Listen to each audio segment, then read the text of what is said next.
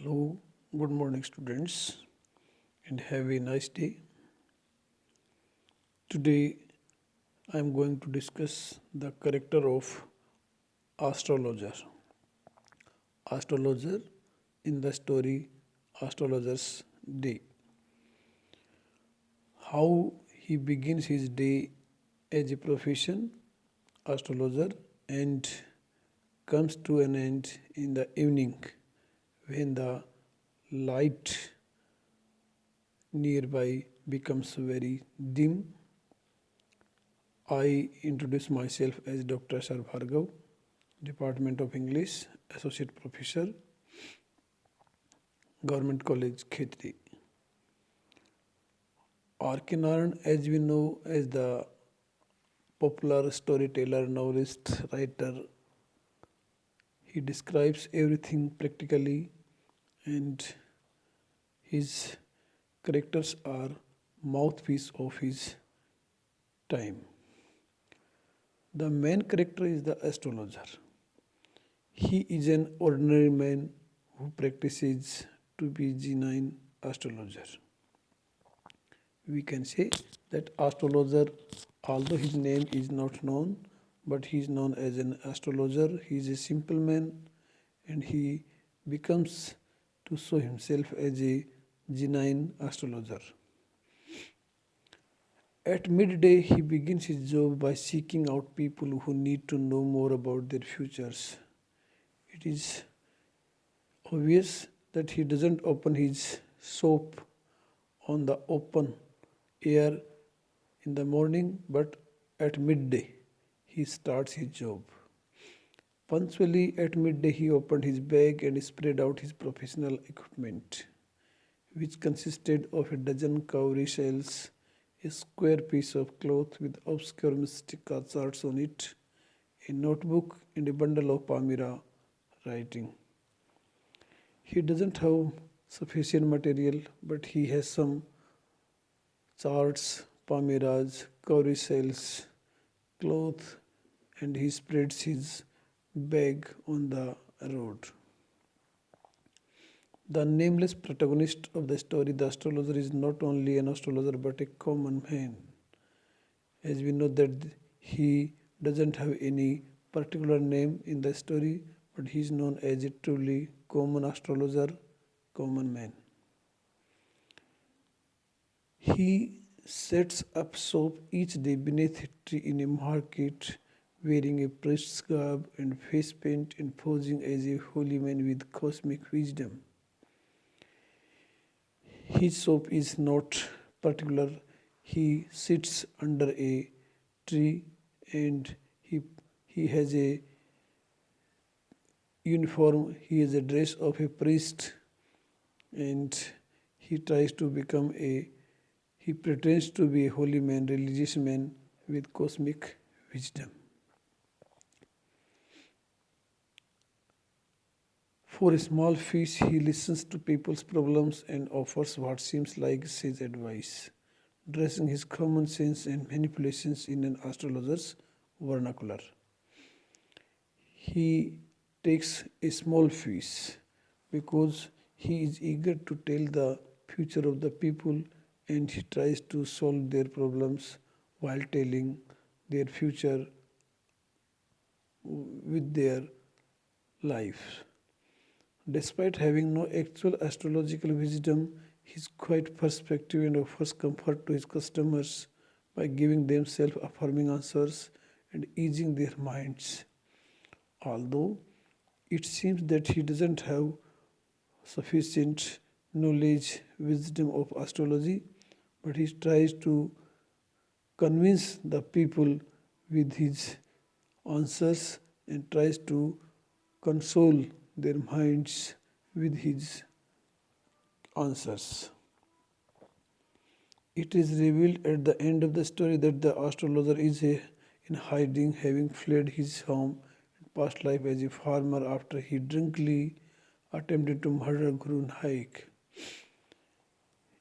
It is clear in the end of the story that he doesn't come openly. He comes in a disguise, having hidden his reality. He was a farmer in his past life and he tried to murder his familiar Guru Naik. As far as he knows, he actually did take Guru Naik's life and feels a great burden at the thought of being a murderer. As far as he knows, he tried to kill Guru Naik and he had a feeling of burden on his soul. His burden is not born out of a pity for Guru Naik, however, but of his own self-interest. Even when the astrologer meets Guru Naik, he makes no attempt to atone for his crime. So in the story we see that his burden is not born out of pity for. He doesn't have sympathy or pity for Guru Naik because he makes no attempt to atone for his crime. He comes there to run his shop. In a prophetic like glare, he seeks out customers. Prophetic like glare. He had an optimistic view for his customers that he would tell them their future. They take his mysterious stare as being genuine in that he knows something about the future. The customers come to him and they try to find out that the person had a genuine stare or he looks them at seriously, but actually he is trying to hide his identity about his crime that he had attempted to murder Guru Naik. His forehead was resplendent with sacred ash and vermilion, and his eyes sparkled with a sharp abnormal gleam which was really an outcome of a continual searching look for customers, but which his simple clients took to be prophetic light and felt comforted.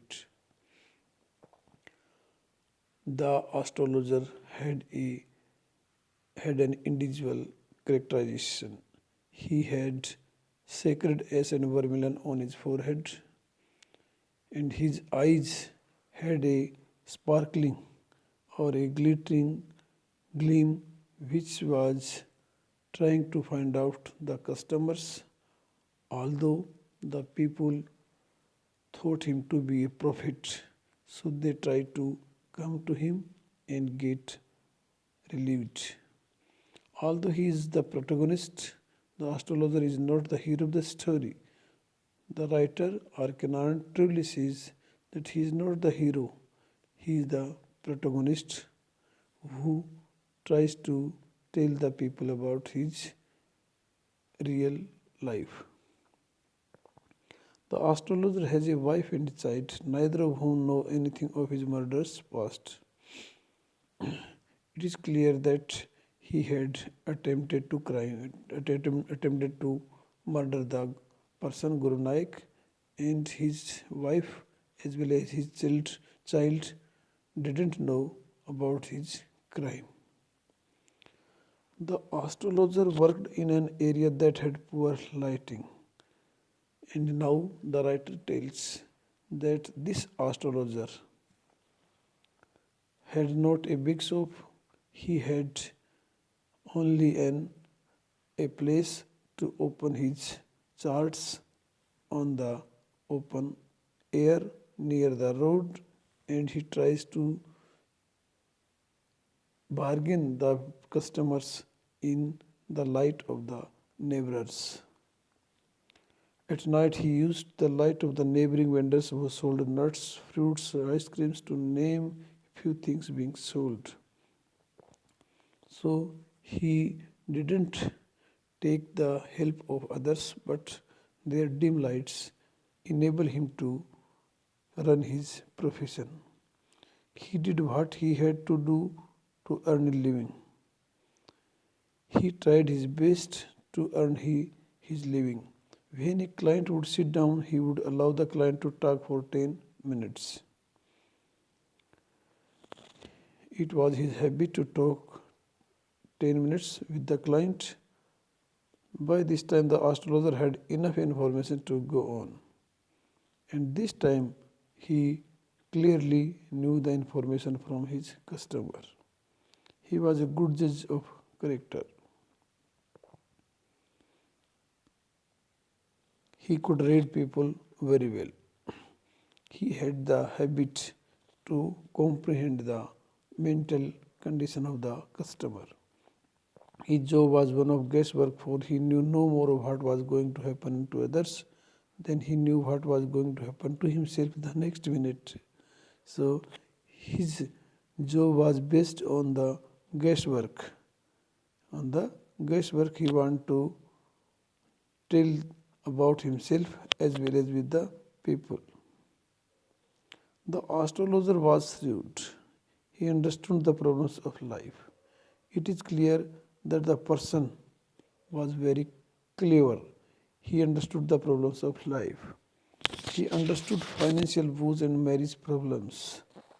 He would guess his way through an encounter with a client. Encounter with a client. He wanted to know everything with the problems of the people. He was as much a stranger to the stars as were his innocent customers. Although he had not sufficient wisdom or knowledge of his astrology, but he was very innocent towards his customers also. Yet he said things which pleased and astonished everyone. That was more a matter of study, practice, and shrewd guesswork. Yes, he used to tell the people with his convincing practice, and that enabled them to believe whatever he told them. No doubt the astrologer knew what to say after he listened to a client for 10 minutes. After listening the problems of customers for 10 minutes, he used to tell something that would convince them positively. He understood life's problems, and he could guess what was wrong after hearing his client pour his or her heart out. He wanted to know everything about the future of the people with his intellect. As evening approached, the astrologer saw a man passing by and assumed he would be a potential client. In the evening, he saw a man who looked very familiar to him. This client was Guru Naik, and he would not be played with. The person that he met that day was not other than Guru Naik. He tried to get away from the astrologer, having little faith in his abilities. Guru Naik lit a cheroot, and the astrologer recognized him as a man he had stabbed and left for dead many years. The person came to him, and the astrologer identified him for his deed he had done many years ago. Nervously, the astrologer tried to back out the deal the two had made, but Guru Naik would not hear of it. He insisted that the astrologer would tell him if the man he searched for was alive or dead. Guru Naik insisted that the astrologer would tell him the man searched for him was living or not. Guru Naik wanted to know where the man was who had stabbed him and left him for dead years ago. Guru Naik wanted to know where the man was who killed him and left him for dead years ago. Finally, astrologer tells Guru Naik what he wants to hear. He claimed the man who stabbed him is dead. The astrologer knows what to say, since he was the man who had stabbed him years ago. Fortunately, Guru Naik doesn't recognize the astrologer. But the reality is that Guru Naik did not identify the astrologer, though he had stabbed him. He satisfies Guru Naik and makes extra money of him. Guru Naik leaves satisfied that his attacker is dead. The astrologer makes it home late. His wife is waiting at the door. He gives her the extra money and shares his story of meeting a man whom he thought he had killed years ago. And now astrologer goes to home and tells his wife about his crime and tells him that he killed that person many years ago and didn't identify him. The astrologer relieved to know he didn't kill the man, and he felt relieved from his burden that he did not kill the man because he was still living. He stretches himself out to sleep a good night's sleep and he goes to bed for sleeping. Thanks, students, for your nice cooperation and listening my lecture carefully. Thanks.